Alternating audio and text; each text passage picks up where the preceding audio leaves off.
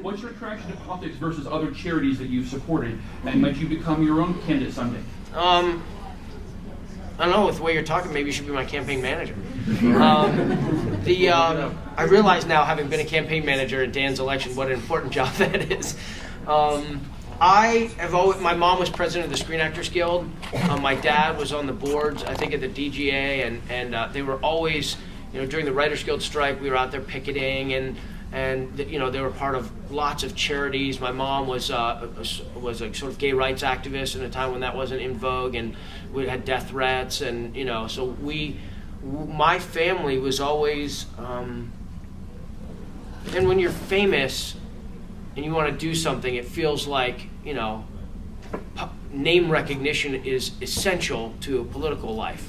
And you're way ahead of the game. So there's this expectation that maybe you, no matter who you are, if you're famous, that you might have some proclivity or interest. And then actors love to talk and think and influence. And so I revere the fact that several presidential candidates have kind of included me in some way, shape, or form in their campaigns. And it's. I'm saying right now I'm on the fence about this whole Occupy movement.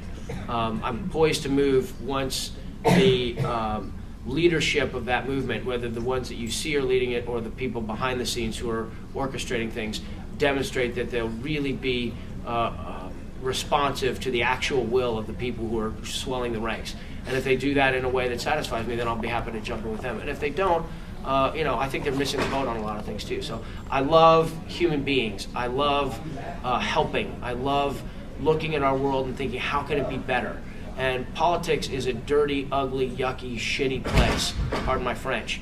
And we're only going to have the kind of country we want when we hire the kind of people. People say, well, how can that politician make, this money when people who are working class aren't making anywhere near that? It's like, you want to hire the best, pay them 10 times that. You want the smartest, best possible people in there orchestrating a government and a society that's going to benefit the most amount of people. So to the extent that I can contribute in my way, my actual small way, I love it. But I'm actually now 40 years old, and I'm a lot more humble than I used to be, and realize that that everybody has a role to play, and my role is, I'm happy with my role in what it is. I don't know if I'll do anything more than that. So, yeah. So you're in charge of doing that. Sorry. Okay, sure. Back. Yep. It's kind of a two-part question. If you guys got matching tattoos, the Fellowship of the Ring, whose idea was that? And Sala, did you try to rally the troops to get maybe a flaming eye with all that? Did you get tattooed? Yeah, the Fellowship. We all got them. What did you get? There it is. I knew that. It was actually designed by Alan Lee. Because I went to him and I was like, Alan, don't get these dumb Elvis tattoos.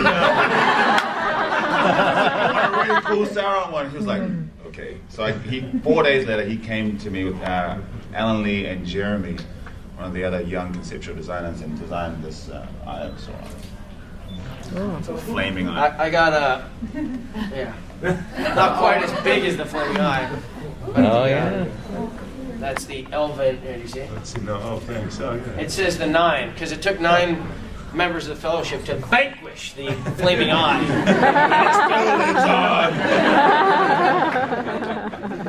Who came up with the idea originally for that? I think Elijah and Orlando is my sense of it. I don't know for sure. And Vigo, of course. And Vigo facilitated it for the members of the Fellowship. Vigo facilitated it. He knew the tattoo artist in the parlor where we should go, and had the guy come in special on the Sunday morning. And it took me at the beginning of the movie. I didn't want to do it. I didn't like the idea. And by the end of the movie, I was totally fired up.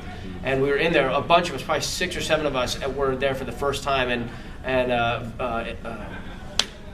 Ian McKellen went first, and I kind of held his arm in his hand while he had it done. I don't know if he liked that, but you're a proud gay man. But I got mine done. It really hurts on the ankle. I got it there because Billy Boyd got his on his ankle, and I thought Hobbit's feet kind of made sense that we do that. And it was so painful on that part of the bone. And my little daughter then was 5, and she was holding my hand. She was, "Daddy, if it hurts too much, come hide under the table with me." And I remember talking to the tattoo artist who was doing, Ian, and somebody said something. Oh, I said to him, I said, "How long have you been here? Like, are we participating in a great Wellington tradition? You know, is it whatever?" And he says,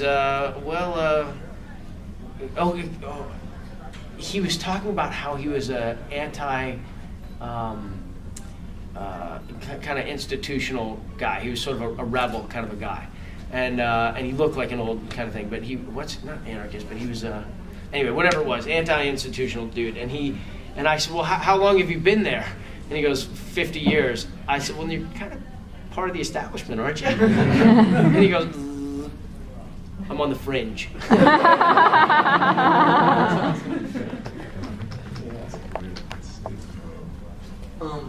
This guy, sorry. Yeah, your parents are rather famous. Rather. And as an actor yourself, how much, not from your parents, but just because of the name of your parents, was it to get into acting and to do the thing that your parents were doing? Because your parents are iconic actors themselves.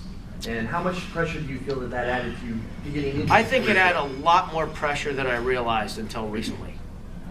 Now that I have kids and a 15-year-old who wants to do it. And I think I'm reflecting differently on it. I remember they didn't apply any overt pressure. They just created opportunities and were incredibly supportive and said all the things that you'd want parents to say, about how proud they are of you, and they helped. I mean, my dad really helped me get the audition, get the part for Goonies. And my mom, my first thing I did, she basically, leveraged the fact that they wanted her to star in this after-school special and said, "Well, I'll do it, but only if you..." So, like, nepotism was alive and well. But I remember when I was 17, 18, 19, I had done a few things by then, and Memphis Belle was probably the real catalyzing force for me, realizing that, like, you can be important. Like, this is an important movie that was honoring these World War II vets. And I love that. Thanks. Yeah. And we got to go over there. We did research, and we actually read about it, and met these veterans, and flew in the actual equipment. And so when I came back, I was charged with this feeling. I felt like there was a drumbeat, a metronome, like, boom, boom, I got to do something. And I was really desperate to figure out where I fit in the Hollywood cosmology. Like, what's my place? Where do I belong? Like, Goonies is a little something, but it's populist entertainment. What am I going to do? What am I going to do? And I wanted to go to college. My wife and I went to UCLA. Well, first we went to a community college, then we went to UCLA. I'd done Rudy, so I kind of felt like it's starting to happen. I'm starting to have a place, and then I got Lord of the Rings, and I knew the second I got Lord of the Rings that I belonged in the annals of Hollywood history. That I would always, if I died the day after we finished filming it, that I had accomplished something in terms of a body of work. Just those 3 movies alone. And the funny thing is, going to New Zealand though, I brought with me a stack of books, all about Hollywood. About filmmakers and their biographies, executives, studios, history, criticism, theory, and some of my favorite pictures were candid pictures that were taken of me, like in my Hobbit garb with a thing up like this on a director's chair, reading Oliver Stone's biography, totally, and this pastoral, it's just totally incongruous. But so I feel like that desperate quest had to come from my parents.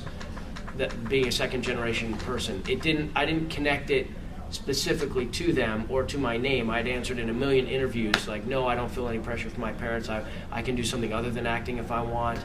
But I think if I really understand who I am and where I've come from, it had to be operating in a heavy way. Sean, you mentioned 15-year-old daughter interested in acting. Yeah. So that adorable little Hobbit is now 15. Yeah, she's 15. Yeah. Oh, she will be next at the end of the month. Yeah. Wow. Yeah. So it's that. Yeah. Eleanor's a Eleanor. cheerleader now in high school. Yeah. That's awesome. And that was filmed early on. Look how old they all feel now. That's the end of Return of the King, but that was filmed early on, I guess. The end scene. It was filmed. When did we go to Hamilton? It was like midway, I think. So. Yeah. Okay. Probably March or something, 2000. I don't know. No, Yeah, it's 10 years. This. She was 3. I think she turned 3 down there in Cape Town. I think she was 3 with.